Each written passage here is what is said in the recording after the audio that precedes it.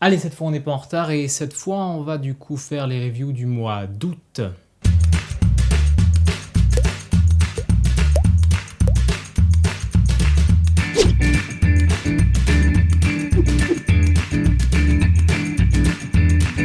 Salut tout le monde, c'est les The File et bienvenue dans cette nouvelle review du mois avec les films que j'ai vus durant le mois d'août, à savoir des films que j'ai vus au cinéma et aussi des films que j'ai vus comme ça, un peu au hasard. Ça peut être des films très connus, pas connus, vieux, pas vieux, ça dépend. Comme d'habitude, avant de commencer cette vidéo, je tiens à rappeler deux choses. La première, c'est que vous pouvez tout de suite poser des commentaires me proposant des films que je pourrais regarder et donc faire la review. Et la deuxième chose, c'est que je vais spoiler les films. Enfin, en tout cas, la plupart des films, je vais les spoiler. Ceux qui sont au cinéma, peut-être un peu moins.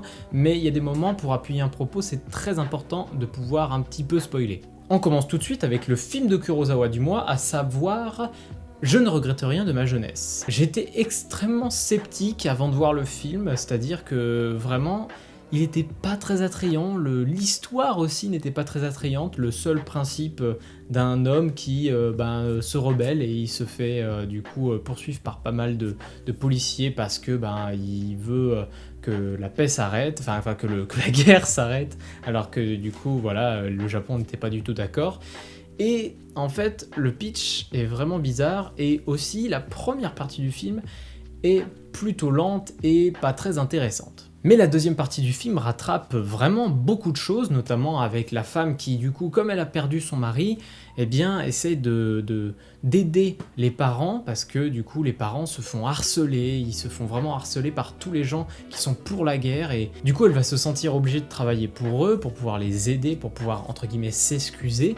Mais toute cette partie, toute cette scène est vraiment très belle et surtout, vraiment, cette deuxième partie est beaucoup plus forte dans la mise en scène de Kurosawa. Kurosawa, je le répète depuis à chaque fois que je parle des films, mais il a vraiment une mise en scène forte où on croit aux personnages, on croit à ce qui leur arrive.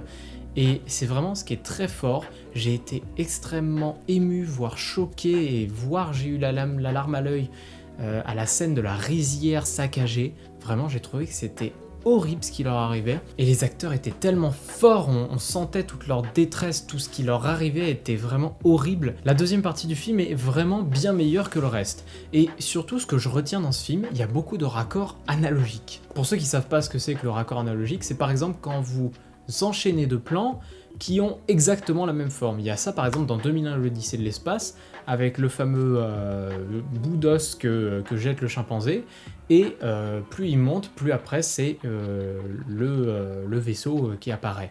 Et bien du coup en fait ça reprend la forme de l'os pour faire au final la forme du vaisseau. C'est ça, c'est un raccord analogique. Et il y en a un vraiment qui est très très classe et qui du coup est plein de sens, c'est vraiment le moment où elle s'agenouille devant le père et où le plan suivant, c'est deux râteaux qui du coup se mettent pile poil dans l'alignement du personnage avec un fondu enchaîné.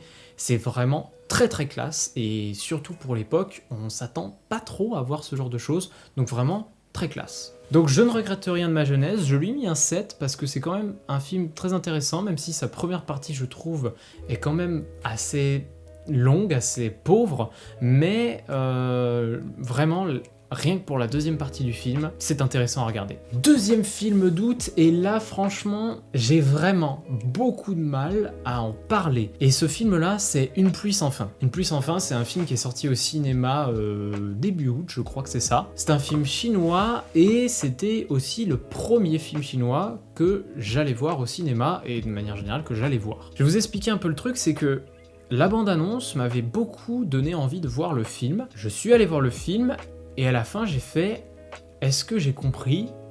Est-ce que j'ai passé un bon moment ?» Je ne sais pas en fait. Enfin vraiment c'est très particulier. Et c'est le genre de film qui vous laisse cette atmosphère un peu étrange du sur le moment voilà vous dites « Ah c'était bizarre » et plus vous repensez au film et vous dites « Ah j'ai envie de le revoir, j'ai l'impression qu'il y a quand même pas mal de choses que j'ai beaucoup aimé dans le film. » La première chose qui m'a choqué notamment, c'est que les acteurs chinois jouent vraiment d'une manière encore plus différente des autres acteurs asiatiques que j'ai pu déjà voir, à savoir les Coréens et les Japonais.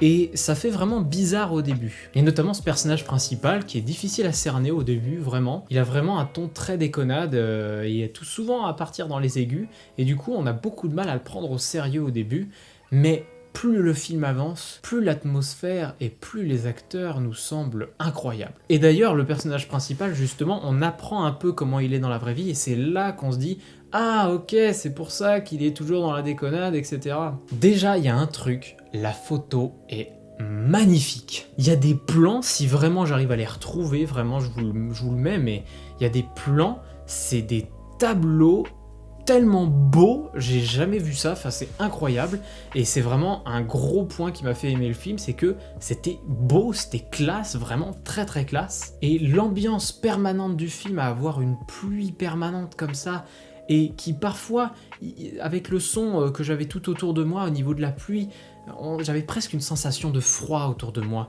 une sensation vraiment étrange d'oppression de la pluie, de la pluie qui nous écrase comme ça, et ça vraiment, j'ai trouvé ça très très fort dans ce film.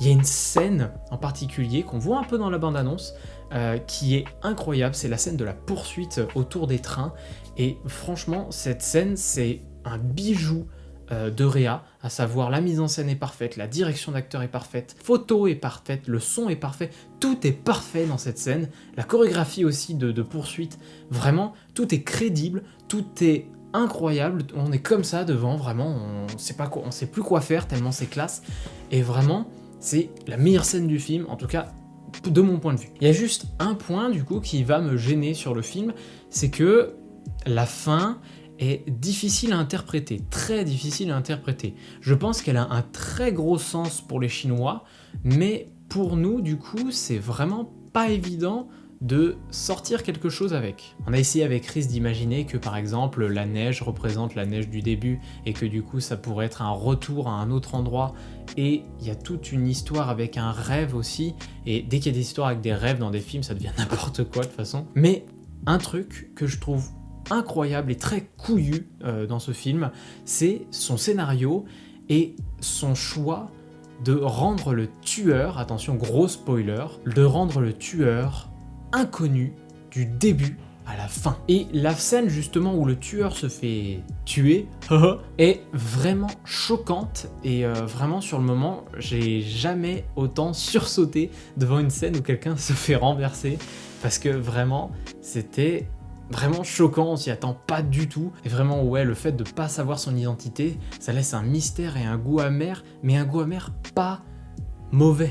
C'est un goût amer qui fait que tu vas te souvenir du film. Du coup ce film je lui mets quoi comme note? En fait je sais pas. Pour le moment je lui ai mis un 7. Et en fait, je pense qu'il me faut un deuxième visionnage pour pouvoir lui mettre une note définitive. Donc pour le moment, ça sera un 7. On enchaîne avec un film qui a beaucoup fait parler de lui l'année dernière, à savoir Coco. Dernier film des studios Pixar, et un film qui a vraiment fait beaucoup de bruit l'année dernière, considéré comme un des meilleurs Pixar qui a jamais existé, un des Pixar qui a aussi fera le plus pleurer tout le monde, et... Ah, qu'est-ce que... C'est vrai, c'était très bien. Mais en aucun cas, je le mets dans mes Pixar préférés. Pour moi, Vice Versa a tellement été bien au-dessus dans beaucoup de choses que pour moi, Coco, en fait, c'est bien en dessous, en tout cas en termes d'émotion, etc., vraiment, et d'univers aussi, même si l'univers de Coco est quand même très très beau. Vice Versa, pour moi, m'a apporté quand même beaucoup plus de choses, et déjà, il y a deux choses qui me gênent. J'ai pas tout compris, j'ai regardé ça en VF, et je crois que je vais avoir des commentaires haineux comme pas permis, mais j'ai beaucoup de mal avec l'accent un peu latino comme ça, à rouler les R et faire des trucs comme ça, parce que du coup, je comprends pas, je comprends pas, et du coup, il y a plein de phrases dans Coco que j'ai pas compris, et je sais que je vais peut-être me taper des commentaires bizarres avec ça, mais c'est un point qui m'a gêné dans le film. Et deuxième point qui m'a gêné un peu, c'est que pour moi, le film est un peu prévisible, du fait que Miguel, enfin Hector, on sait plus ou moins assez vite que bah c'est bien le descendant, enfin c'est bien l'arrière-grand-père de Miguel, vraiment. En tout cas, moi j'avais eu ce ressenti, dites-moi vous ce que vous avez eu. Miguel pour moi aussi est un petit peu tête à claque, mais bon, ça c'est peut-être juste mon point de vue. Et il y a un truc, bon ça n'a rien à voir avec le scénario, rien à voir avec l'histoire, mais vraiment je me posais la question, quel âge ont les morts dans le royaume des morts. Je sais pas si vous voyez ce que je veux dire, mais en gros, Hector, il avait plutôt un visage jeune, alors que Coco, quand elle est arrivée dans le royaume des morts, bah elle a un visage de vraiment vieille quoi. Et du coup, c'est étrange, je trouve. Pour moi, après, est-ce que ça dépend de la photo qui est disposée, de l'âge à laquelle on meurt? Je sais pas, mais voilà, je me posais la question, c'est tout. Et évidemment, ce film m'a fait pleurer, comme je pense à tout le monde, mais après, elle est partie vraiment très tard, cette larme.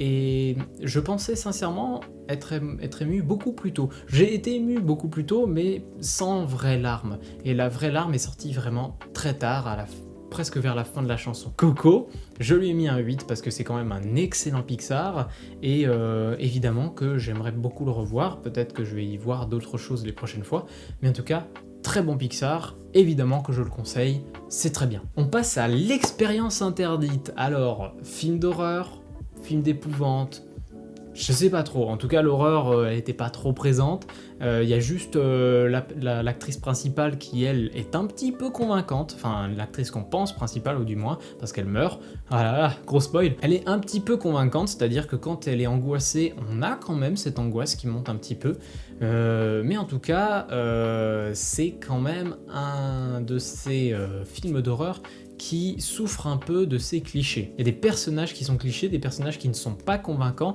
des personnages qui font trop film d'horreur. Je sais pas comment vous dire ça, mais en gros, oh là là, elle va avoir super peur en faisant Enfin voilà, je sais pas comment dire ça, mais je les trouve pas très convaincants. Il y a que pour moi le personnage principal qui est plus ou moins convaincant, et même, je dirais, plutôt bien convaincant. Pour ceux qui savent pas ce que c'est un remake d'un film des années 80, je crois, et en fait, le principe, c'est se tuer soi-même et se réanimer plus tard pour savoir qu'est-ce que ça fait la mort, qu'est-ce que ça procure, qu'est-ce que ça produit sur le corps humain au niveau du cerveau, etc. Pourquoi il reste encore en activité après la mort. Sur l'idée, ça peut être cool, mais en fait, le film nous amène sur rien du tout. J'ai pas vu le film des années 80, donc je peux pas vraiment comparer, mais ce que je sais, c'est que si le film des années 80 finit comme celui-là, vraiment, la fin n'apporte rien du tout. En fait, on a l'impression d'avoir vu le film et d'avoir fait bon, ok. Et c'est bien dommage, parce qu'on aurait pu apprendre des choses sur le cerveau, même si c'était de la SF, c'est pas grave, vraiment, c'est pas grave d'avoir de la SF.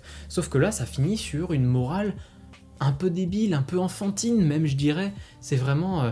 il faut pas avoir de regrets dans la vie, sinon on va être hanté toute notre vie. C'est un peu ça, vraiment. Hein. Donc vraiment, le film est très moyen, voire pas bon du tout, mais je le remonte un tout petit peu pour l'inventivité visuelle qu'il peut offrir certaines fois dans certaines visions des personnages. Vraiment, j'ai plus trop en tête, mais je me souviens qu'il y en a vraiment des très impressionnantes, des très sympas.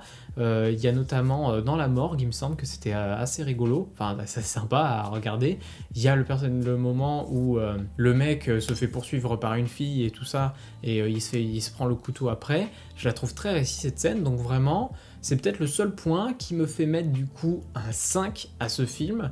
Je suis peut-être un peu bon public, mais je trouve que bon, ça se regarde, que les scènes de vision sont quand même intéressantes, et c'est pour ça que je lui accorde un 5, parce que pour moi c'est pas non plus un film très médiocre, même si, comme je dis, les acteurs sont quand même pas toujours très bons, voire vraiment pas bons du tout. On passe au suivant avec un film culte, L'étrange Noël de Monsieur Jack. Alors, je vais décevoir tous les énormes fans de ce film, je trouve que c'est un film formidable, vraiment excellent. Je pense que vraiment il faut le voir, ce film, il faut voir un peu ce que c'est et se laisser emporter dans l'univers, mais je ne suis pas du tout rentré dans le délire. C'est-à-dire que pour moi, vraiment, je le conseillerais à beaucoup de gens, je trouve même que si jamais j'ai des enfants, je leur montrerai aussi. D'ailleurs, je regrette presque de ne pas l'avoir vu étant jeune. J'ai regardé en VF, la VF est incroyable, vraiment, l'adaptation est parfaite. J'ai jamais vu des musiques retranscrites à ce point-là tellement bien. Si Disney le fait plutôt bien de temps en temps, quand on voit les musiques qu'ils font avec Mulan, etc., c'est vraiment très très classe. Au début, l'animation fait bizarre, mais en vrai, elle est pas bizarre, elle semble saccadée, elle ne l'est pas. Donc vraiment, ouais, c'est très bien, L'étrange Noël de Monsieur Jack, c'est très très bien.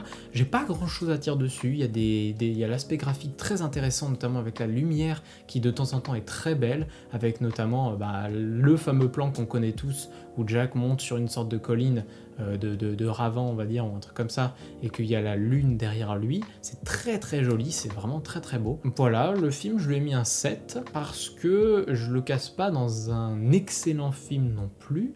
Je le mets pas dans les films qu'il faut absolument voir comme pas permis, mais je trouve que c'est quand même un super bon moment qu'on passe devant, et c'est pour ça qu'il a quand même droit à son petit 7. On passe ensuite avec La Grande Muraille. Pourquoi on tape sur ce film? Bah, je veux bien que ça soit qu'un blockbuster assez, voilà, assez banal, on va dire, mais sincèrement, je le trouve bien plus divertissant que d'autres blockbusters qu'on nous balance à tort et à travers. Quand les gens chient sur ce genre de film, moi je comprends pas, je trouve que vraiment, c'est le genre de film qui se laisse regarder. En plus, il y a de super belles couleurs dans ce film, il y a des chorégraphies de combat très intéressantes, il y a des moments vraiment d'action qui d'ailleurs sont cool, et en plus, les moments d'action, bah, on peut les suivre, contrairement à d'autres films, n'est-ce pas? Alors il y a juste une chose, c'est que Matt Damon, j'ai beaucoup de mal à le prendre au sérieux, surtout depuis que j'ai vu la vidéo de Florian Calmer. Je vous la mets ici dans les fiches, mais ça va, il reste convaincant un peu dans son jeu, et ça fait un peu le même effet que quand on regarde un film avec Dwayne Johnson, c'est-à-dire qu'on se dit « Oh, c'est con !» mais c'est classe. Alors oui, c'est pas un film exceptionnel, c'est pas le film qu'on va retenir dans 10 ans, mais c'est le genre de film qui se regarde bien, qui se laisse regarder, on apprécie quand même, voilà, on passe un bon moment. Alors certaines personnes me disent ouais, mais c'est pareil pour les Marvel, on se laisse aller dans l'histoire et on pose notre cerveau, etc. Je suis pas tout à fait d'accord avec ça, parce que pour moi les Marvel se prennent un peu plus les gens pour des cons. La Grande Muraille, je trouve que c'est sympa. Après il y a des personnages cons, mais ça c'est normal. Je pense notamment au moment où il veut retirer la pierre et dire oh là là, j'ai enlevé la pierre, je le contrôle, incroyable. Et en fait non, t'es con parce que du coup tu le laisses appeler sa reine, enfin c'est con, voilà. Mais vraiment la Grande Muraille, je trouve que c'est très sympa. En plus c'est joli, comme je le répète, vraiment c'est très joli.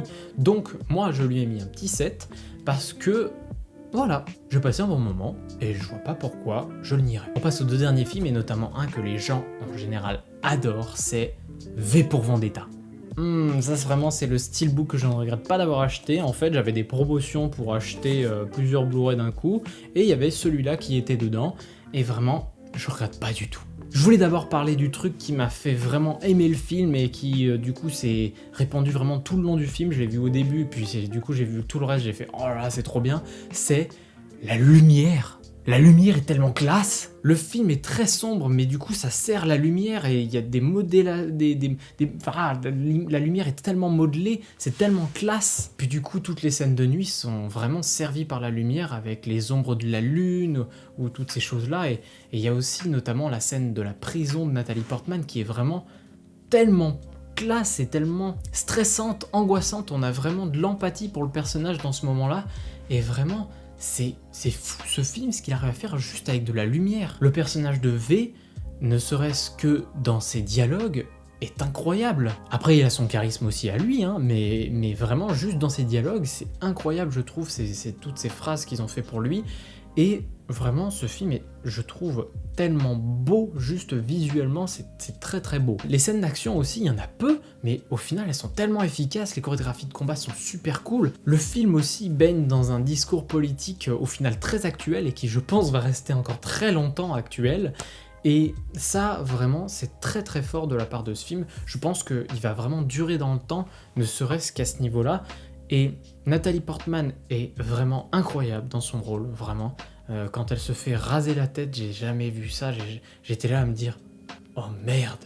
Vraiment, comme ça. Après, évidemment, c'est pas ultra crédible sur certains points, notamment le V, il est quand même un poil trop fort, je trouve en tout cas, mais qu'est-ce que c'est classe. Après, il y a juste un truc qui m'a un petit peu gêné, c'est que le film, pour moi, a une fin un peu trop expéditive. On a tendance à vraiment, ça a vraiment tendance à finir genre comme ça d'un coup.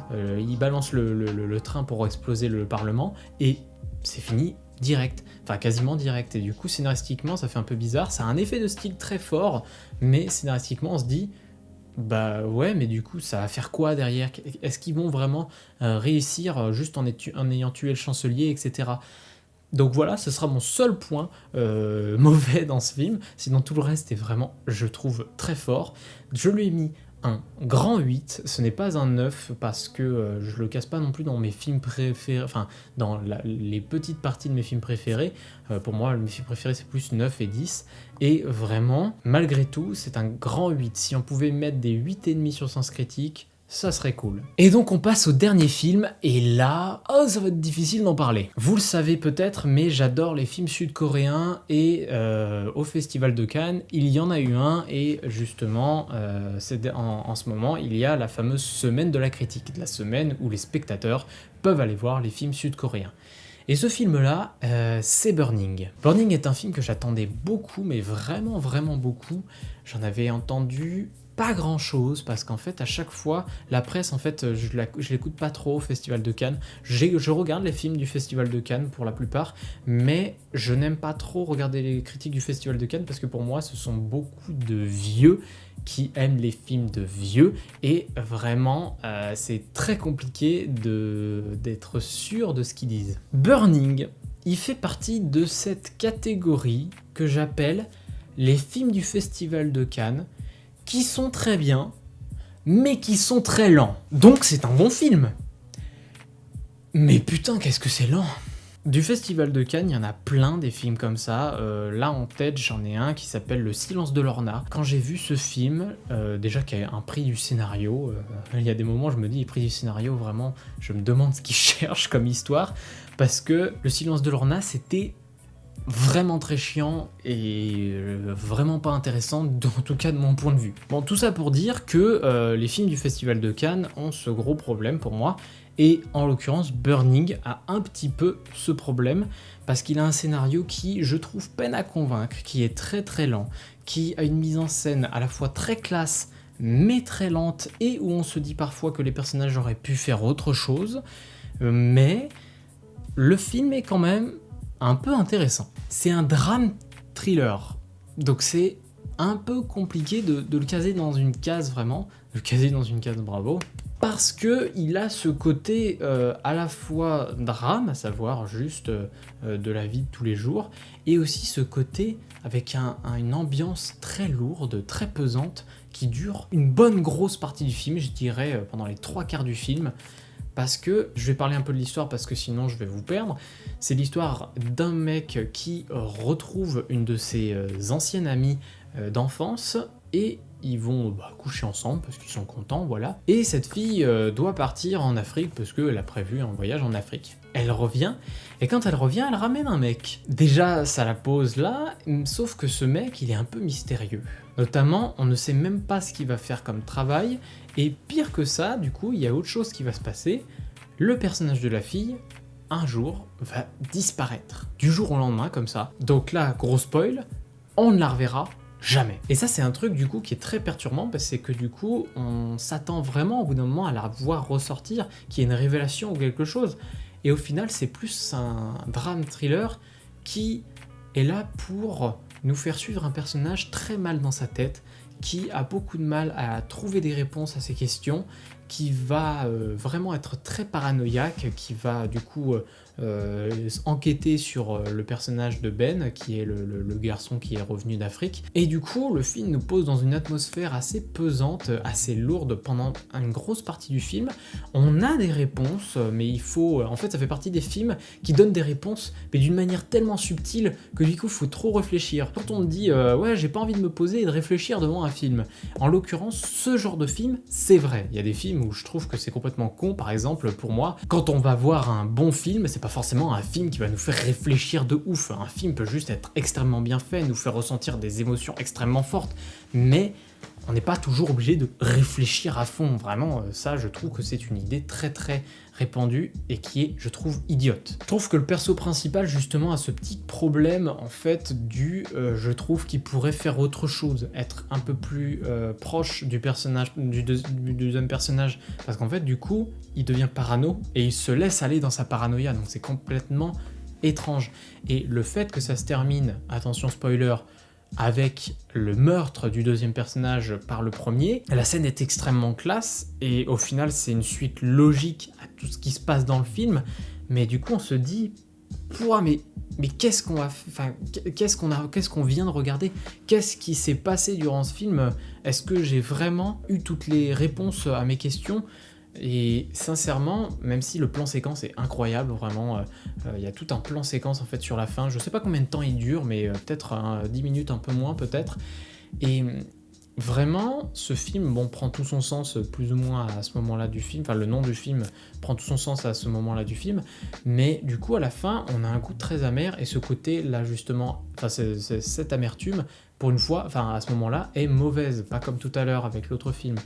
Et je trouve que du coup, c'est ce qui pour moi me gêne un peu beaucoup dans le film, c'est que le scénario peine à convaincre. Pour moi en fait, c'est le genre de film qui, techniquement, que ce soit dans la mise en scène, dans l'image, dans l'AREA, etc., est vraiment exceptionnel, vraiment très très belle, mais qui du coup par son histoire ne nous donne pas envie d'aller jusqu'au bout, et pour certaines personnes je pense qu'ils seront tentés d'appuyer sur stop ou de sortir de la salle de cinéma.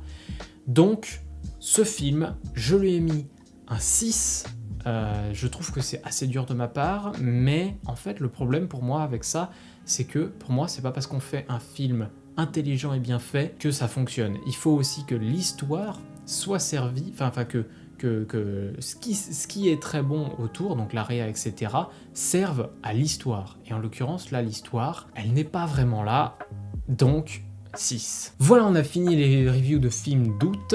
J'espère que vous ne vous êtes pas ennuyés, j'espère que ça vous a plu, ce nouveau petit décor. N'hésitez toujours pas à poser des films que vous aimeriez que je voie et que du coup je chronique en commentaire. Je le dis, hein, mais je sais pas si vous l'avez remarqué, mais il y a au moins un film de Kurosawa à chaque fois par mois, au moins un. J'aimerais en regarder plus, malheureusement, c'est toujours très difficile de choper les films de Kurosawa. Il y a les coffrets Whiteside qui sont vraiment excellents, mais les coffrets Whiteside, ça coûte de l'argent comme tout.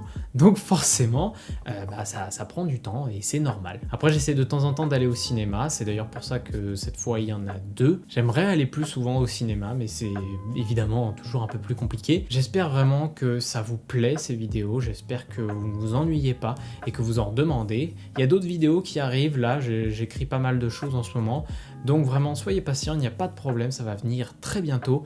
Moi, je vous remercie énormément d'avoir regardé cette vidéo, n'hésitez pas à lâcher le petit pouce bleu si ça vous a plu, et du coup moi je vous dis à la prochaine pour une prochaine vidéo. Allez, salut!